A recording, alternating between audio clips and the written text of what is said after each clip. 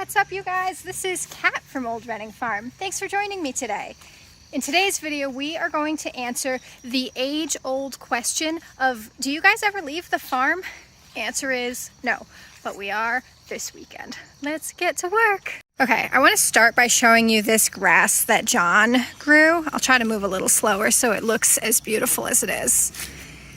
There wasn't grass basically anywhere when we moved here because the houses that we moved into, not that one, because we didn't move into that house.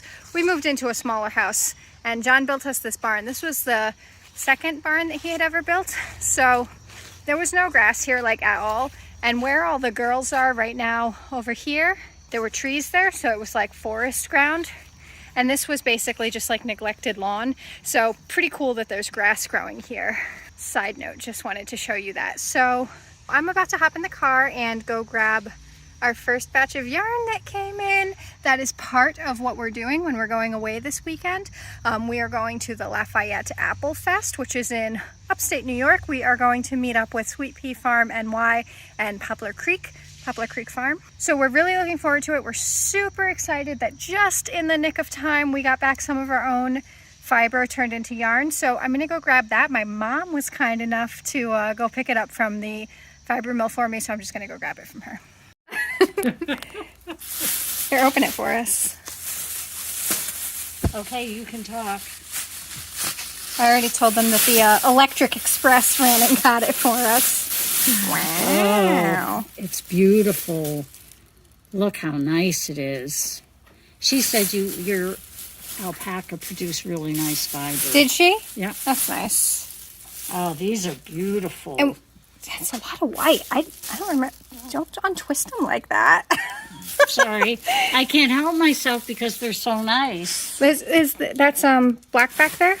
Oh, I was trying to save that for myself. Only for you. I think each one is Yeah. I just slowly spaced on it. Oh, beautiful. That's fine. It feels nice and soft. It feels really soft. Oh, God. This Looks is like a lot of gorgeous. yarn. Sure does. So do you want to tell the fine people of YouTube how much all of this yarn cost to get processed? This yarn to be processed costs $749. And you know what? It's such beautiful yarn. It's worth every You think it's penny. worth it? Absolutely. It's a lot of money. It's a lot of money, but people are going to want this. Yeah. I'm happy that we'll have it beautiful. for the craft fair tomorrow. Oh, for sure. All right. Good crafting. Load it up. All right.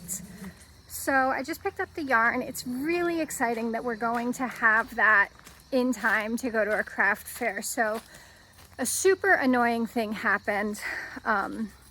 It's Pebbles. Hi, Booger. Mwah, thank you. Okay, so a super annoying thing happened. This fiber was processed by Windover Farm, which currently is located in the same exact town that we're in. So that's like so convenient. And we loved talking about that as like when we're at craft fairs, we're saying like, this is like a very local product, right? We are a super local farm. We're right here. Like when we go to craft shows that are in this area, we talk about like right where we are and we say like the fiber mill that this fiber is processed at is in this same town. And then she told us that she's moving and we're like, oh, bummer, that's so upsetting. But you know, this is a really expensive area. The taxes are crazy. So she's gonna go south. Gonna go somewhere with like better winters. She's gonna take all her mill equipment with her. But when she was telling me this, she was saying like, I am not confident I'll be able to get all of your fiber processed before it's time for me to move. She said it like depends on how fast her house will sell and all of this. So she was saying like, you can give me your fiber, but there is a possibility that in, you know, November, December, whenever, I'm going to call you and say, all right, well, I'm moving and I didn't get to you, so I'm giving you back your raw, unprocessed fiber, untouched, and you're gonna have to go back to the back of the line somewhere else because it's gonna take me months and months to get set back up, and I'm not taking any fiber with me. So we were like, ooh. So we found a different fiber mill and he assured us that he could do a 4-month turnaround, which we were like, oh my gosh, that would be amazing. So May, June, July, August, September, we're like, perfect. We'll have our fiber back in time for the craft fair season. We will be able to knit hats and then donate hats. We were like, perfect. So we've called him a few times and he like wasn't returning our phone calls, which is like super concerning. So finally he called us back and was like, well, he didn't call us back. He finally like answered the phone when we called, and he was like, it's gonna be another 2 months. So super frustrating because I had called a bunch of mills. A bunch of mills would have taken us, but no one was gonna get it back to us before Christmas. This is just a really long-winded way of saying we should have just stuck with the mill that we were using previously, because she's the mill who ended up getting us our stuff. Okay, so what I'm actually talking about is leaving the farm for the weekend. Let's go look at the emus. John has built this airlock. Airlock is what he's calling it. It's super fancy. It's like a gate within a gate. So now it makes it a lot easier for anyone who's coming here, because that gate snaps shut behind you and you're confident it's closed before you ever open this one. So now if the emus are like rushing the door because you have a bucket of food with okay, so in case the emus are rushing the door because you have a bucket of food with you, they actually can't get out. So like they could go into that and they wouldn't escape. So what we've done for the emus in order to get ready to leave the farm is make the airlock so that they're safer and less likely to escape when we're not here to help catch them. We dumped out all their waters. We gave them totally fresh, clean water. We filled up their food trash can, so that way when we're doing, you know, their morning food scoop, it'll just be super easy, straightforward. Hopefully no problems. Huh? Yeah. And our friend Stacy is coming over tonight to see the emus. I don't know if she's thinking about getting into some emus, but that'll be fun.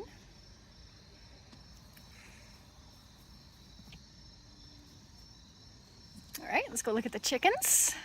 So to get ready, here we go. So to get ready to go away for the weekend, everybody got their coop cleaned.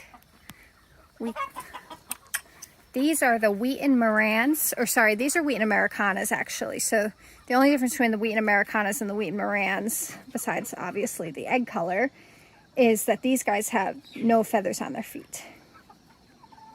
So it's been raining a lot lately. We had a super, super dry summer, and now we've had like a very, very wet start of fall. So everybody was looking like a little dirty. Threw down some pine shavings down here in the Iamsamanis so that everybody would look a little bit fresher. So we've got everybody's coop cleaned. We changed everybody's water. Everybody's got full, fresh, clean water. And hopefully it'll be as easy as it can be for my parents and John's parents, who are going to help us take care of the farm while we go for the weekend. I will say it's like a little bit stressful to go anywhere at any time. I'm like not a big traveler. I am a homebody, like firmly 100%. But, you know, it's nice that we've got people who care about us, who are going to help us take care of the animals. We'll go check in with the boys. We filled their feeder too. So that feeder that they have there, John made that out of an old playscape that somebody was getting rid of. I think at some point we had been thinking about turning it into a chicken coop. But then the chicken village ended up being like easier than trying to come up with a bunch of different chicken coops. So this is the new guy. He still doesn't have a name. And the herd dynamics have been really good since Ace left us. We also moved along Dan, Monarch, and Cody. So we just have way fewer boys. And the herd dynamics are a lot better. We're not coming down here and breaking up fights anymore. And like breaking up fights when you're, you know, John works from home so he can hear them, but the house is like way back there. So if he's needing to like run down here and break up fights, and we don't want there to be fights happening when we are away for sure, that wouldn't be good.